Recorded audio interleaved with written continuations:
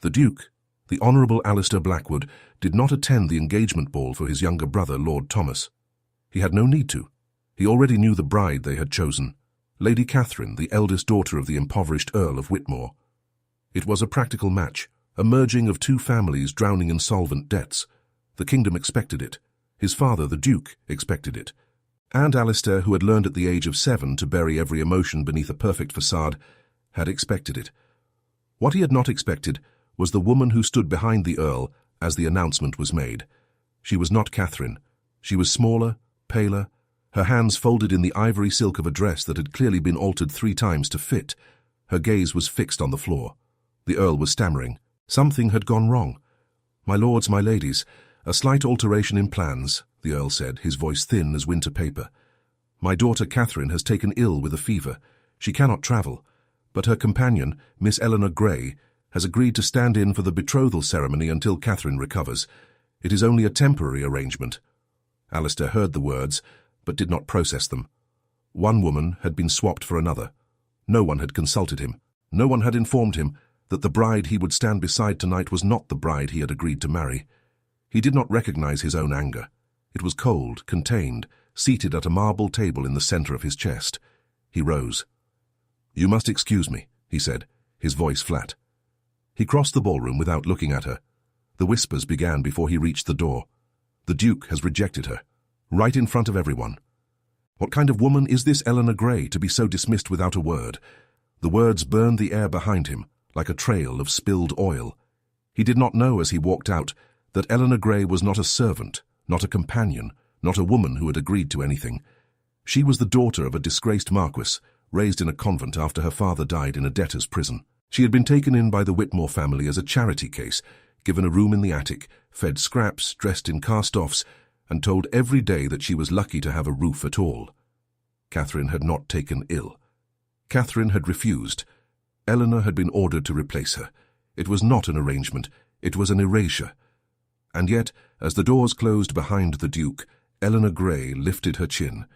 She did not cry. She did not apologize. She smoothed the rough stitch on the sleeve of her gown and walked to the terrace doors alone. She did not see him in the shadow beside the stone lion. Alistair had not left. He had stopped at the edge of the garden, his back to the facade, his hand gripping the rail so hard the metal pressed into his skin. He had heard the whispers. He had heard the Earl's nervous laugh as he tried to smooth over the scene. He had heard her footsteps, light, measured, inhumanly composed. She was supposed to be ordinary, but when she passed under the lantern he saw her face. She was not ordinary. He had seen beautiful women. He had dined with duchesses, danced with princesses. But he had never seen a woman who looked at humiliation as if it were weather, a passing storm that could not touch the stone beneath her feet. She did not cry. She did not run. She stood at the balustrade, her fingers touching the cold stone, and watched the dark garden as if she were memorizing it. He should have walked away. He did not. He stayed in the shadow, and he watched. For 3 minutes, for 5. She did not move. He did not breathe. Then the Earl's wife, Lady Whitmore, swept onto the terrace. "Eleanor, get inside. You have embarrassed us enough tonight." Eleanor turned. She did not apologize. She said only, "I did not choose this, my lady." "Nor did the Duke." Lady Whitmore's mouth tightened. "You will fix this. You will write him a note of apology. You will admit that you overstepped, that you are not worthy of his notice, and you will beg his pardon. Do you understand?" Eleanor's eyes, pale grey, the colour of winter water, met hers. "I will write nothing. I have nothing to apologize for." She walked past the Duke's mother without bending, without flinching. Alistair watched her disappear into the house. He did not move for a long time. When he finally released the railing, his palm was bleeding. His father found him at midnight, pacing in the library. "You made a spectacle, Alistair. You have insulted the Whitmore name. The Earl is already in debt to us. Now he will be hostile. I will marry Catherine when she recovers. There is no Catherine. She has eloped. The companion is the only bride they can offer. We will announce the engagement in 3 days, the wedding in a month. You have no choice." Alistair did not sleep that night. He did not write to Eleanor. He did not plan the wedding. He thought about her hands on the cold stone. He thought about her voice, steady as iron. He thought about the way she had looked at him through the window as she passed, not with hatred, not with pain, but with something like recognition, as if she had already known what he would do long before he had done it. He hated that look. He hated that she had been right. The engagement was announced on a Thursday. It was a disaster. The ton arrived with ravenous curiosity. Eleanor Gray, the invisible charity case, was to marry the most unapproachable duke in England. The whispers circled like carrion birds. He only accepted because they have no other offer. She is a placeholder, a puppet. He will set her aside within the year. Eleanor did not appear at the engagement dinner. Alistair sat at the head of the table, surrounded by the Whitmore family and his own mother, and the empty chair beside him remained conspicuously, infuriatingly vacant. Lady Whitmore kept apologizing. "She is unwell, Your Grace. The excitement has overwhelmed her." He did not believe it. At 10:30, he excused himself. He did not go to the gardens. He did not go to the library. He climbed the narrow stairs to the attic floor, following the faint light under a door. He knocked. There was a pause. "Enter." He opened the door. The room was small, smaller than his own closet, and filled with books stacked on crates. Eleanor sat on a narrow bed, a candle at her side, her face lit from below. She was writing. She did not look up. "Everyone is looking for you," he said. "I know." "That is your answer, you know?" "Yes." She set down the pen. "Tell me, Your Grace, did you come here in kindness or in obligation?" He had never been asked that question. No one had ever dared to ask him what he felt. He was the Duke. His feelings were irrelevant. But standing in her candlelight, in a room that smelled of old paper and dust, with her pale eyes fixed on him without fear, he found he did not know the answer. "I do not know why I came," he said. She nodded. "Then you may leave." He did not leave. He stepped into the room, into her space, into the silence she had built around herself like a fortress. "You will marry me in 4 weeks." "I will." "And after that?" "After that, you will live in your wing of the estate, and I will live in mine. We will meet for formal dinners. We will produce an heir if you require one. And in the silence between those events, we will be strangers who share a name." He stared at her. "You have planned this." "I have accepted it," she said. "There is a difference." He felt something break inside him, not dramatically, not with sound, but with the quiet crack of a structure that had been standing too long. He left without another word. That night, he wrote a letter to his solicitor. He did not send it. He wrote another to Eleanor, unsigned, and burned it in the grate. He was 33 years old, commander of 1,000 men, owner of half a county, and he was terrified of a woman who had nothing. 4 weeks passed. The wedding was held in the small chapel of the Duke's estate, because Eleanor refused to set foot in a cathedral where the congregation had watched her be humiliated. Alistair's mother was furious. The Whitmores were mortified. The ton whispered, "She is controlling him already." A puppet master in a patched dress. But when Eleanor walked down the aisle wearing a gown of grey silk she had sewn herself, the whispers stopped. She was not beautiful in the way Catherine was beautiful. She was beautiful in the way a blade is beautiful. Sharp, honest, untouched by sentiment. She met Alistair's eyes as she reached the altar. He did not look away. "This is what I built," he thought. "This emptiness." The vows were spoken. The ring slid onto her finger. The crowd dispersed, and Alistair Blackwood, Duke of Evermere, stood alone with his wife in the stone courtyard, watching the sky turn grey. "I will not touch you tonight," he said. "I did not expect you to. But I will touch you some day." She looked at him. "When you ask me," he added. He had never said that to anyone. He had never imagined saying it.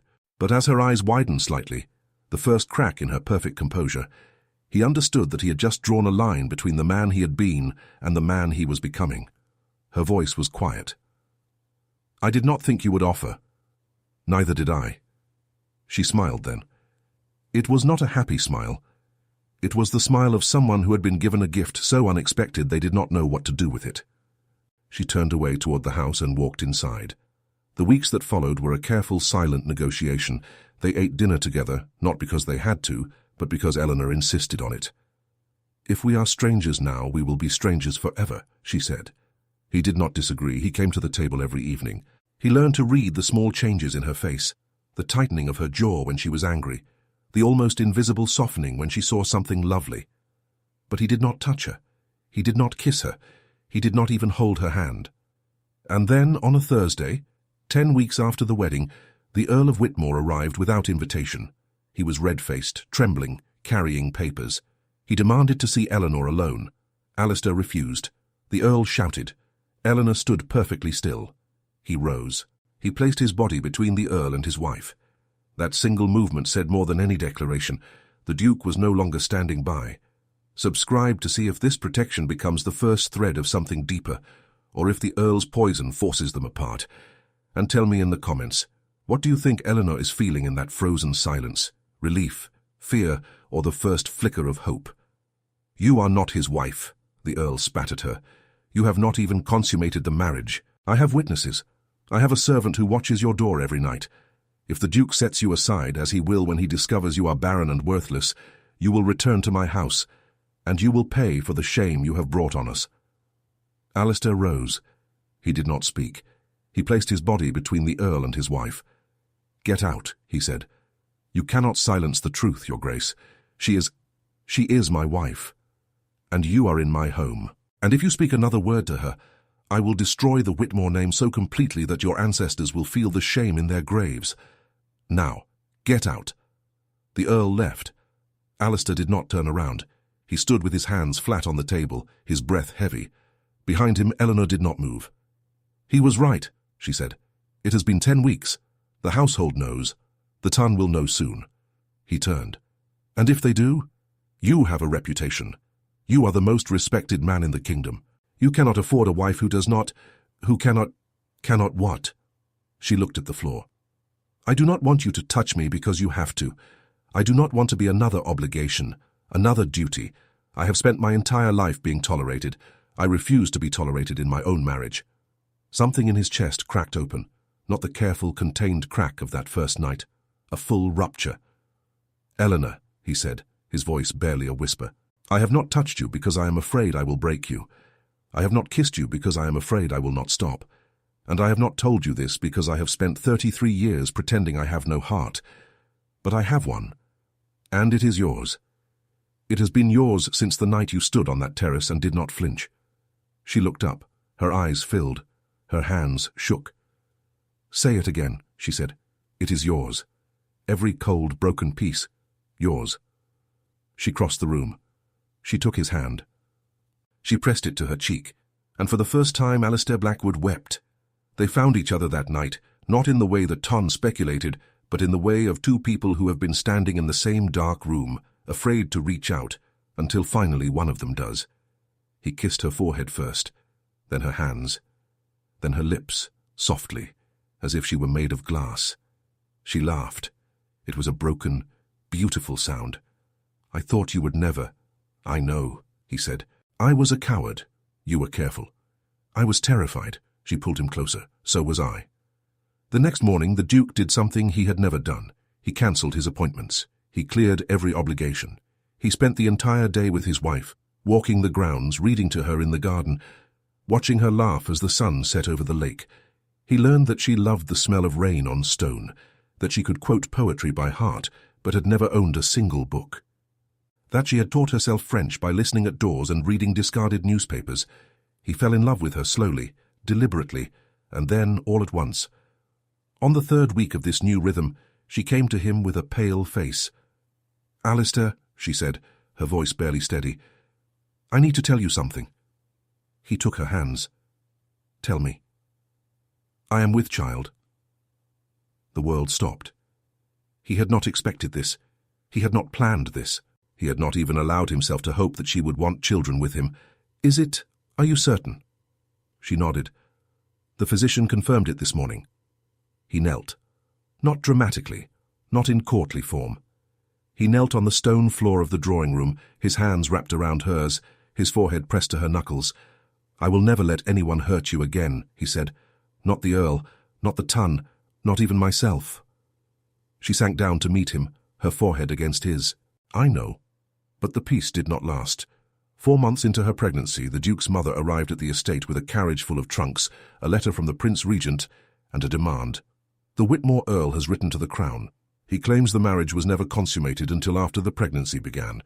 He claims the child is not yours. He demands an annulment.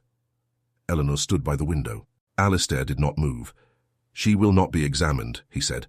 She will be, or the Crown will take the title from you. Do you understand what this means, Alistair? They think the child is bastard-born. They will take everything. He turned to Eleanor. What do you want me to do? She met his eyes. What would you do if I were not holding this child? I would burn Whitmore to the ground. And then the Prince Regent's palace. And then every law that gives a man authority over his wife's body. Then do it. He did. He did not burn anything. He was a strategist, not a pyromaniac. He wrote letters. He summoned barristers.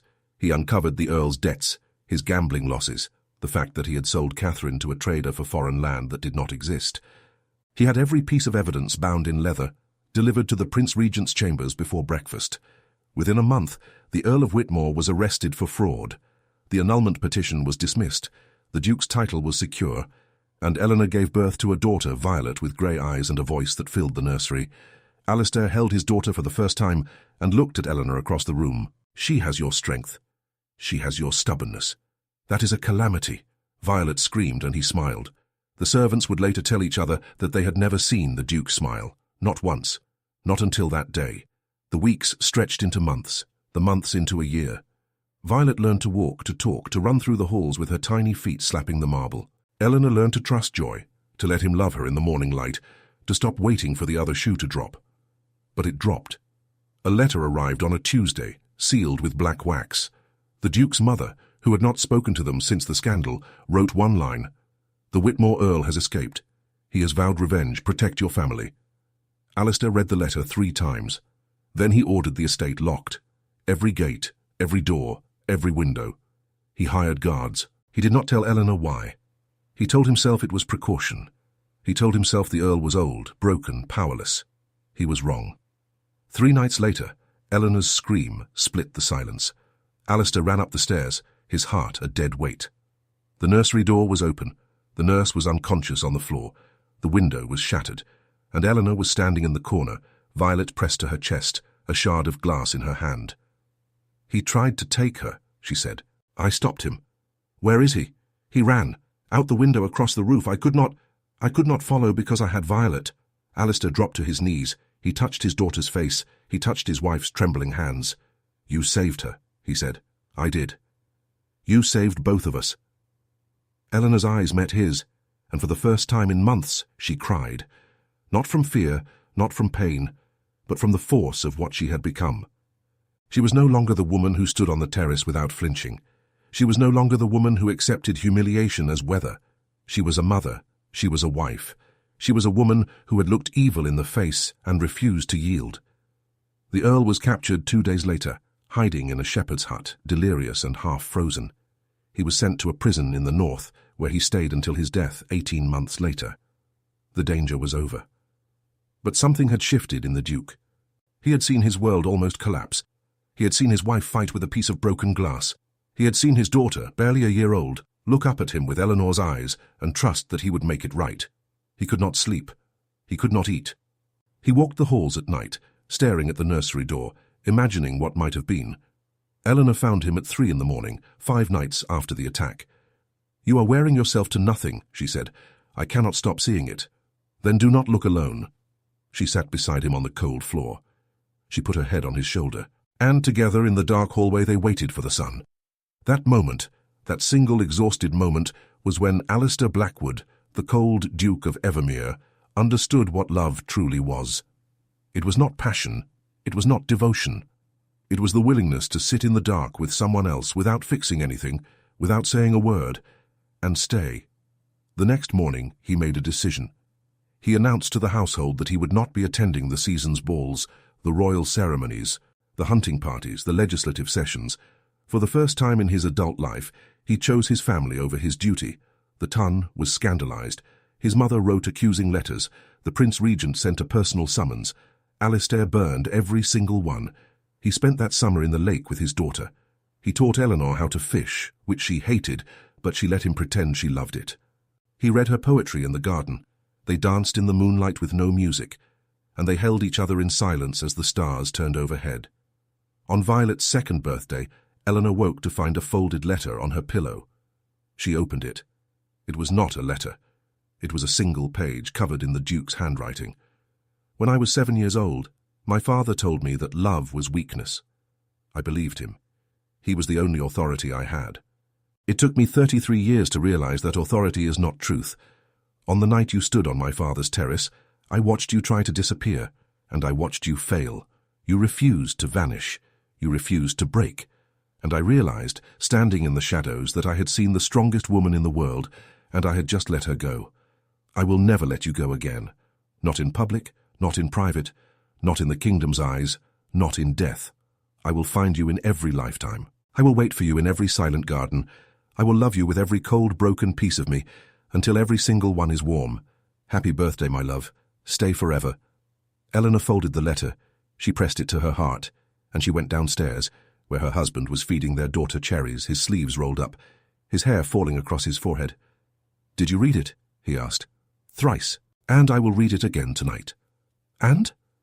And I love you," she said. He reached for her hand and held it tight, holding it like a lifeline across the years, across the hurt, across the distance they had walked to find each other. He did not let go, and he never would. He did not know, as he sat in the morning light with jam on his daughter's cheek and his wife's hand in his, that the season of peace was about to expire. He could not have known, because happiness does not announce its own ending. It simply stops one afternoon with the arrival of a second letter sealed in black. The Duke received it in his study. The footman who delivered it walked so softly that Alistair did not hear him approach. He only looked up to find the letter on his desk, already opened by someone else, and his mother standing in the doorway with an expression he had never seen on her face. It was not anger. It was not triumph. It was fear. "Read it," she said. He unfolded the paper. The handwriting was cramped, stained, the ink bleeding at the edges, as if the writer had been crying as they wrote. "Your Grace, I write to you from beyond the reach of law. I write to you from the place where desperate men go to make their final accounts. I am dying. The cold has taken my lungs. The prison will not have me back. I escaped, but I am not running. I am crawling toward the grave. And before I enter it, I must tell you the truth. Eleanor Grey is not Eleanor Grey. She is the daughter of the traitor Marquis of Ashford, who was executed for conspiracy against the crown when she was 3 years old. She was hidden in a convent by the Whitmore family to protect their reputation. The name Grey is a fiction. Her blood carries a treason sentence. If the crown discovers it, she will be arrested. Your daughter will be taken. Your title will be extinguished. I am not telling you this to hurt you. I am telling you because she deserves to know the truth before she dies. And she will die if the truth comes from anyone but you. Forgive me." The Earl of Whitmore Alistair read the letter twice, 3 times. The words did not change. They sat on the page like stones, immovable, final. He looked at his mother. "You opened this. I intercepted it. I have kept it for 3 days, Alistair. I did not know what to do. If I destroy it, you are safe. If I reveal it, she is destroyed, but I cannot decide alone. That letter, unfolding like a blade, turns everything you thought you knew inside out. A hidden heir was dangerous enough, but a hidden bloodline stained with treason changes the stakes entirely. Subscribe to stay with this story as the Duke crosses the line between protection and destruction. And in the comments tell me, if you were Alistair, would you burn the letter or tell her the truth? Where did you get this? It was slipped under the gate. No seal. No return. The Earl is gone.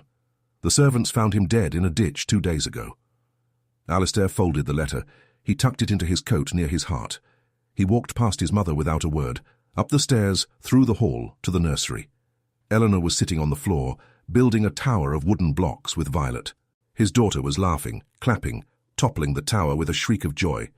Eleanor's hair had fallen loose from its pins. She was wearing a simple blue dress, the one she had bought from a village seamstress, because she refused to spend his money on silk. He looked at her. He saw the woman on the terrace. He saw the woman who had faced his coldness without flinching. He saw the woman who had held broken glass in her hand to protect his child. And he thought, I do not care who her father was. I do not care what blood runs in her veins. If the crown comes for her, I will stand between them, and I will burn. He made a vow there in the nursery doorway. This secret would not exist. He would bury it so deep that not even memory could find it. He would rewrite her documents, bribe the church records, erase every trace of the Marquis of Ashford's existence. He had the wealth, he had the influence, he had the will. And for 17 years it worked. Violet grew into a girl of fire and ink. She read every book in the Duke's library before she turned 12. She could ride a horse better than any young man in the county. She had her mother's pale grey eyes and her father's stubborn silence. Eleanor bloomed in those years, not into a diamond, but into something rarer, a woman who had learned to trust joy. She hosted dinners. She walked the estate. She laughed freely, openly, without checking behind her shoulder. Alistair watched her grow, and each day he loved her more. Each night he held her closer. Each morning he checked the gate for letters with black wax. None came, until Violet's 18th birthday. It was a celebration, 100 guests, candles in every window. Eleanor wore a gown of deep green velvet that Alistair had commissioned from Paris.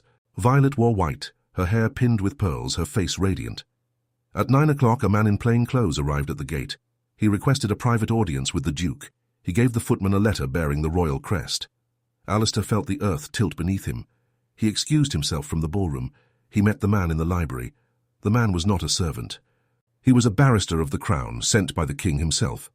"Your Grace," the barrister said, his voice flat, official, "the Crown has uncovered irregularities in the church records of St. Mary's Convent, dated 17 years ago. A child was registered as Eleanor Grey. But the birth records of the Marquis of Ashford's daughter have been found in a private archive. The description matches. The age matches. We have reason to believe your wife is the daughter of a traitor. The Crown requires her presence for examination. If she is found guilty of concealing her identity, the penalty is forfeiture of all property and imprisonment." Alistair did not sit. He did not raise his voice. "On what evidence?" "The church records have been altered. The date of baptism is inconsistent with the convent's own logs."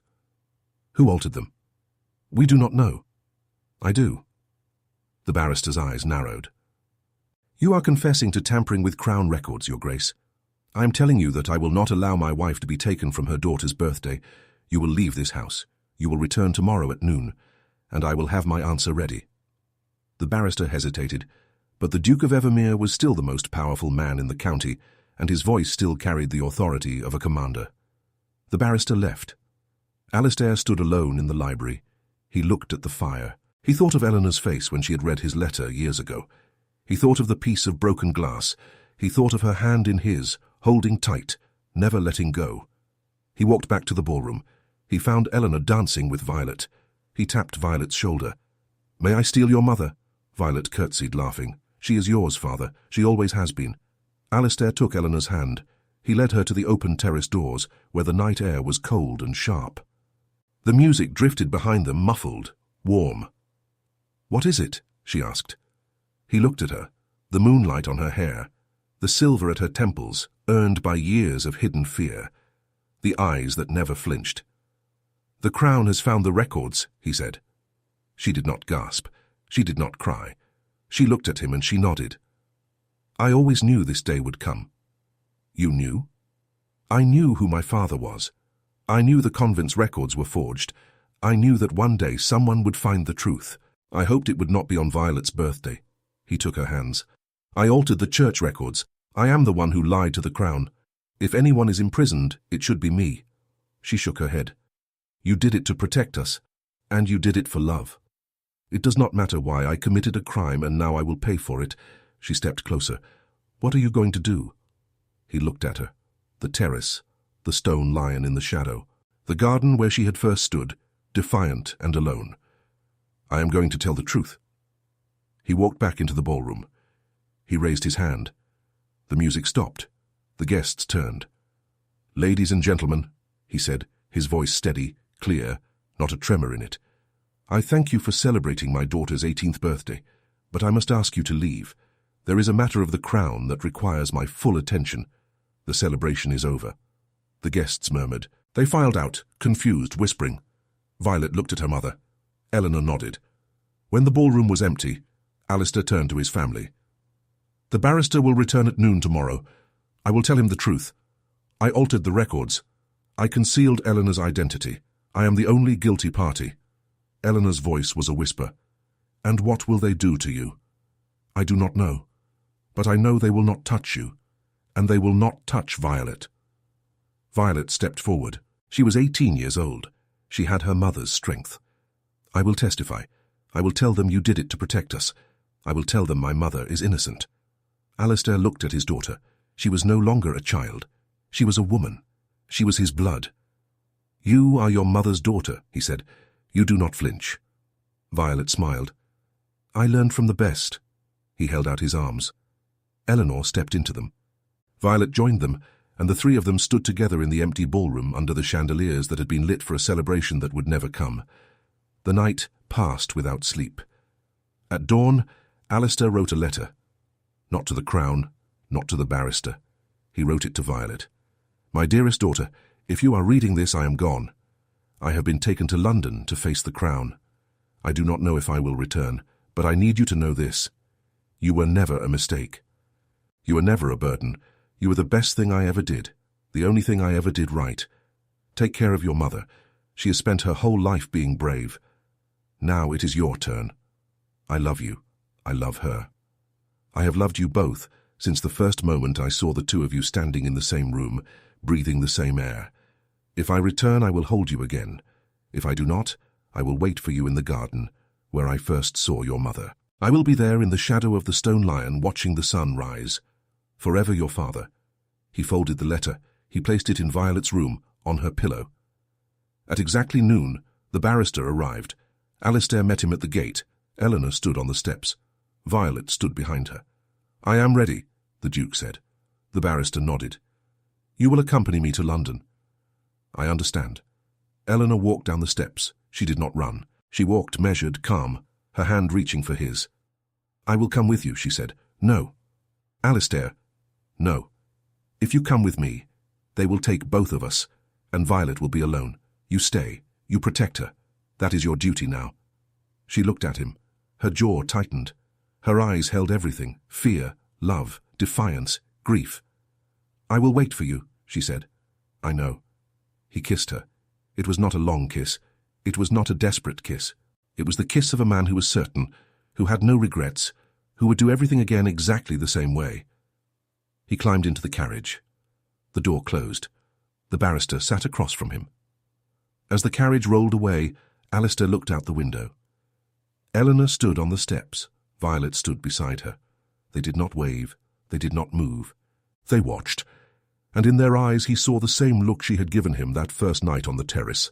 Recognition, grace, a vow. The carriage wheels turned for 3 days. Alistair counted every rotation, every mile, every shift of light through the barred window. He did not speak to the barrister. He did not eat the food they offered. He sat in silence, rehearsing the confession he would deliver, building the walls of his defense around a single unshakable truth. He alone had altered the records. Eleanor knew nothing. Violet knew nothing. The guilt was his, and his alone. London arrived in grey rain. The carriage stopped at a building he recognized, the Royal Courts of Justice, where his father had once argued cases before the King's Bench. Alistair stepped out. The rain hit his face, cold, cleansing. He did not feel fear. He felt something stranger. He felt relief. For 17 years he had carried this secret like a stone in his chest. Every time Eleanor laughed, every time Violet succeeded, every moment of happiness had been shadowed by the knowledge that it could be taken away. Now the secret was out. The worst had happened, and he was still standing. The barrister led him through marble corridors, past clerks and solicitors who stared at the Duke of Evermere being escorted like a common criminal. They reached a chamber. Inside, a magistrate sat at a raised desk, his face carved from years of judicial exhaustion. A scribe sat in the corner, quill poised. "Your Grace," the magistrate said, "you stand accused of tampering with Crown records, specifically the baptismal register of St. Mary's Convent dated 17 years ago. How do you plead?" He had prepared. He would tell them everything. He would protect his family. He would accept any sentence, any punishment. He opened his mouth. The words never came. The door burst open. A woman stood in the frame. Her hair was wet from rain. Her dress was travel-stained. Her eyes were blazing. It was Eleanor. Behind her, Violet. Behind them, a small army of servants, footmen, and the family solicitor. "The Duke will not be testifying," Eleanor said. Her voice was not loud. It was not desperate. It was the voice of a woman who had spent 17 years being invisible and had decided at last to be seen. "I will." The magistrate stared. "Madam, you cannot interrupt a Crown proceeding." "I am not interrupting. I am surrendering." Alistair stood. "Eleanor, no." "Sit down, Your Grace." She did not look at him. "I am the daughter of the Marquis of Ashford. I have known since I was 8 years old. The Whitmore family hid me. The convent lied for me, and the Duke, my husband, discovered this only after our marriage. He altered the records to protect me, but I am the one who should be on trial. I am the one who concealed my identity. I am the one who married a man without telling him the truth about my blood." The room went silent. The scribe's quill hovered, frozen. The magistrate leaned forward. "You are confessing to a capital crime, madam." "I am confessing to being alive," Eleanor said. "If that is a crime in this kingdom, then this kingdom is not worth defending." Alistair tried to rise again. Violet placed a hand on his shoulder, her grip strong, insistent. The magistrate studied Eleanor for a long moment. Then he opened a drawer in his desk. He pulled out a sheaf of papers, bound with red ribbon. "There is a complication," he said. "The Marquis of Ashford was executed for conspiracy, yes, but new evidence has come to light. A letter, discovered in the Tower archives, written by the Marquis on the night before his execution. In it he names the true conspirators, men who later became members of the King's own council. He was not a traitor. He was a scapegoat." Eleanor's breath caught. The magistrate continued. "The Crown has been quietly reviewing this case for the past 3 years. The Marquess's name was posthumously cleared 6 months ago. His title was restored. His lands were returned to his descendants." The room spun. Alistair caught the edge of his chair. Eleanor stood motionless, her face pale as bone. "You are not the daughter of a traitor," the magistrate said. "You are the legitimate heir to the Marquisate of Ashford. The charge of concealment cannot apply to a truth that was not yet known. The Duke's alteration of records, while technically a violation, was made in good faith to protect a woman who was, in fact, innocent of all wrongdoing. The Crown recommends the charges be dismissed." Eleanor did not move. She did not speak. Alistair crossed the room, took her trembling hands in his, and pressed them to his lips. "You are free," he whispered. "You have always been free. I just did not know it." She looked at him. Her eyes were full of tears, not sorrow, not relief, something deeper, something that had been locked in her chest since she was 3 years old, watching her father being taken away in chains. "He was innocent," she said. "Yes. All those years, believing I was born from shame. You were not. You were born from a man who died protecting the truth." She broke then, finally, completely. He held her in the middle of the Crown chamber, surrounded by clerks and magistrates and the weight of history, and he let her fall apart. They returned to the estate to find the gates open, the servants waiting, the candles lit. Violet ran ahead, her laughter echoing through the halls. Eleanor walked slowly, her hand in Alistair's. They entered the ballroom, empty now of guests, but still filled with the memory of the celebration that had been interrupted. The terrace doors were open. The night air drifted in. Eleanor walked to the balustrade, the same spot where she had stood 18 years ago, a woman with nothing and no one. She looked out at the garden. "I used to dream of this," she said, "a life where I was not hiding, a life where I could stand in the light without waiting for someone to pull me back into the shadows." Alistair stood beside her. "And now?" "Now I am standing in the light, and I am not afraid." He took her hand. "Neither am I." That night the Duke wrote a new letter, not to the Crown, not to the barrister. He wrote it to Violet, tucked under her pillow on paper that smelled of lavender. "My dearest daughter, today, your mother taught me that truth is not something we discover. It is something we build every day with every choice we make. I have spent my life building walls. Now I want to build a garden, with her, with you. I love you." Violet found it the next morning. She read it 3 times.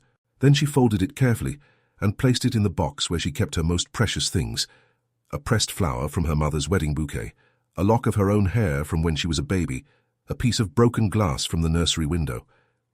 She did not know why she kept that last one, perhaps because it reminded her that her mother had been brave before she had ever learned the word, perhaps because it reminded her that love was not soft, it was sharp and hard, and sometimes you had to hold it in your bare hands and bleed to keep it. She looked out the window. In the garden below, her parents were walking hand in hand, her father's head bent toward her mother's, their shoulders close, their steps slow. She smiled, and the morning continued. Violet did not know it yet, but she had already begun to write her own story. She had watched her mother stand in a Crown chamber and confess to a crime she did not commit, and she had watched her father cross a room to hold her. Those images had carved themselves into her heart, shaping the woman she was becoming. That summer, Violet announced that she would not be attending the London season. She said it over breakfast, her voice casual, as if she were declining an invitation to a garden party rather than the most important social event of the aristocratic calendar. Eleanor looked up from her tea. Alistair set down his newspaper. "Explain," he said. "I do not wish to be paraded before eligible men like a mare at auction. I wish to study. I wish to read law. I wish to become a barrister." The silence that followed was not angry. It was the silence of two people who had never considered that their daughter might choose a path that was not marriage, not motherhood, not the soft, gilded cage of noble womanhood. Eleanor spoke first. "Do you know how difficult that would be? There is no woman barrister in England. The Inns of Court do not admit women." "Then I will be the first." Violet's voice did not waver.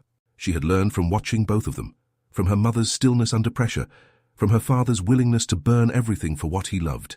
She had the patience of one and the fire of the other. Alistair folded his hands. "You would face hostility, dismissal, ridicule, men who will tell you that your mind is not built for law, that your heart is too soft, that your place is in the nursery.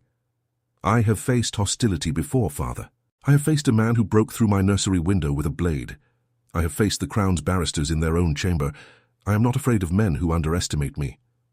There was a long pause. Then Alistair smiled. It was not a soft smile. It was the smile of a man who recognized his own blood. "Then we will find a way." He did not merely support her. He cleared a path. He wrote to every barrister he knew, called in every favor, deployed the full weight of his name to find a tutor who would take Violet as a private student. He found one, a retired King's Counsel named Geoffrey Travers, who had argued before the House of Lords and who at 73 no longer cared about convention. He agreed to teach her for 1 year, in secret, in the library of the Evermere estate. Violet studied as if her life depended on it. She read Blackstone's commentaries cover to cover in 6 weeks. She memorized cases, argued motions with her father at the dinner table, cross-examined the footman for practice. She was not merely learning the law, she was becoming it. Eleanor watched her daughter transform with a mixture of pride and sorrow. She had wanted Violet to be happy. She had not known that happiness would look like stacks of legal texts and candle-lit debates about property rights. But watching Violet's face as she argued, alive, sharp, unbreakable, Eleanor understood. Freedom did not look the same for every woman. For Eleanor, freedom was standing on a terrace without flinching. For Violet, freedom was standing before a judge. On the last day of her tutelage, Travers told Violet she was ready for the bar examination. He also told her she would never be allowed to take it. "The exam is open only to men," he said. "There is no legal way for you to sit for it." Violet looked at him. "Then I will change the law." She began writing.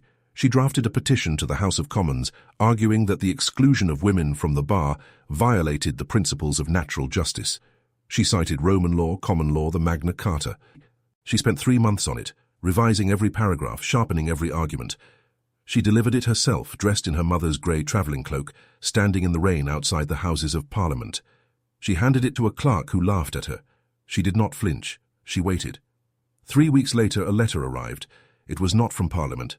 It was from a woman named Eliza Chambers, a widow who had been fighting the same battle for 20 years. She had read Violet's petition.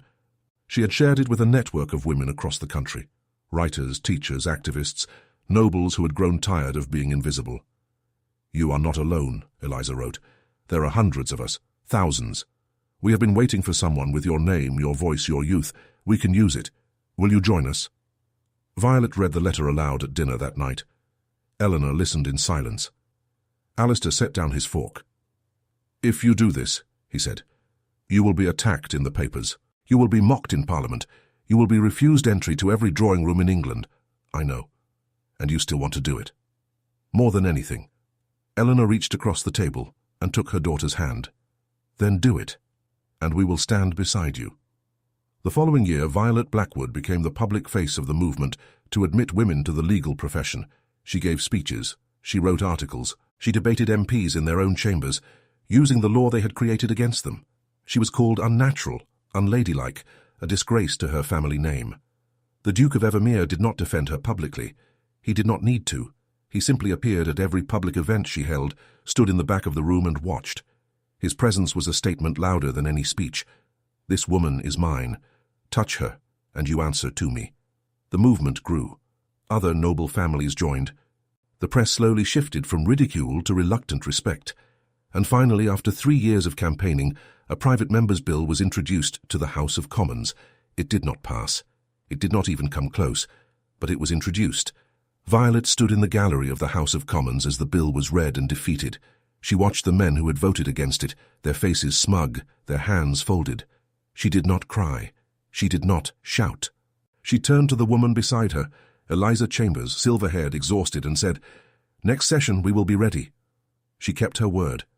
She spent the next 2 years building alliances, gathering signatures, preparing evidence. She did not stop when her mother grew ill.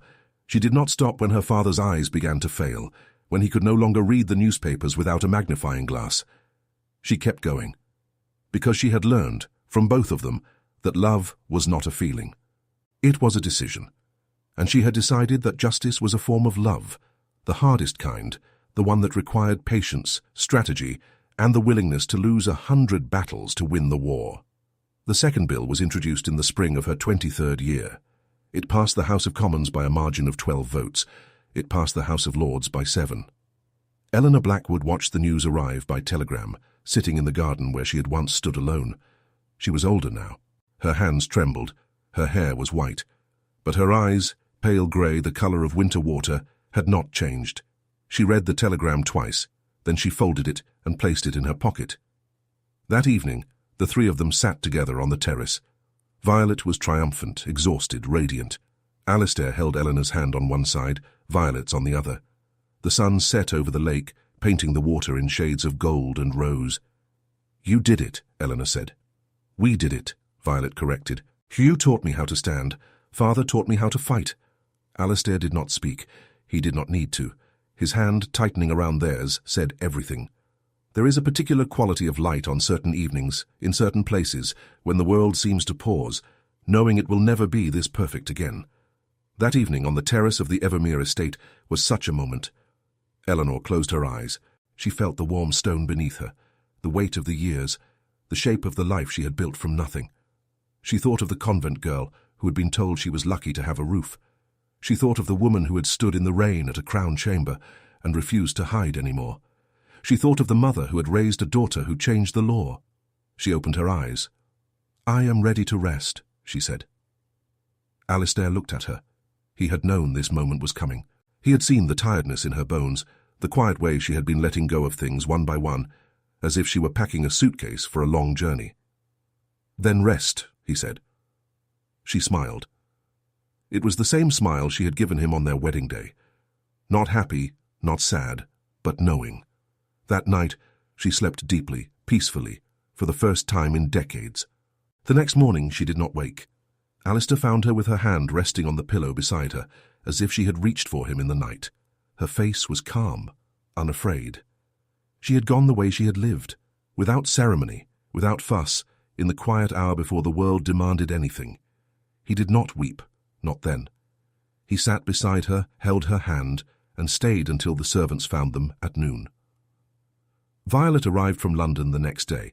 She found her father in the library, staring at a blank page. He had not written anything, he had not spoken. "Father." He looked up. His eyes were dry, his hands were still. "She was not afraid," he said. "That is what I will remember. She was not afraid." Violet sat across from him. She took his hand. It was the same hand that had held hers through every trial, every victory, every defeat. It was still strong. "I know." They sat in silence for a long time. The fire crackled. The shadows moved across the walls.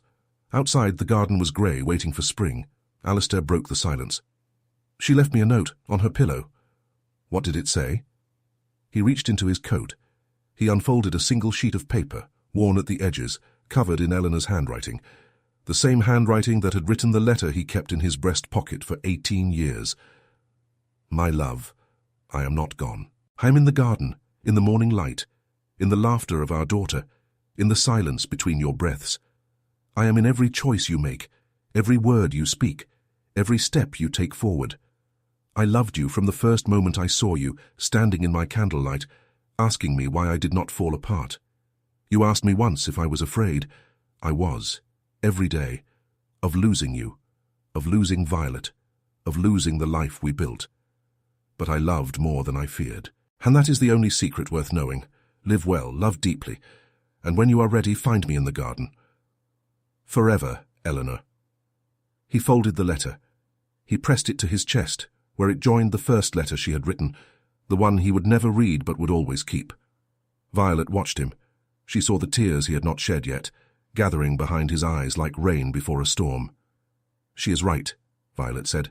She is in the garden. Alistair rose. He walked to the terrace doors. He stepped outside. The air was cold, but the sun was breaking through the clouds, warm on his face. He saw the stone lion where he had hidden that first night. He saw the balustrade where she had stood, alone and unbroken. He saw the garden, winter tired but beginning to stir, as if it too knew that spring was coming. He did not find her there, not in the way he had hoped, but he felt her, in the light, in the silence, in the shape of the air around him. He knelt beside the stone lion. I am ready, he said, but not yet. Violet still needs me. The world is not finished with her yet, and I am not finished with loving you. He placed his hand on the cold stone, and he stayed. Violet found him there an hour later, still kneeling, his head bowed. She did not disturb him. She walked into the garden, alone, and stood where her mother had once stood, and looked out at the world. The sun was rising, and the morning continued.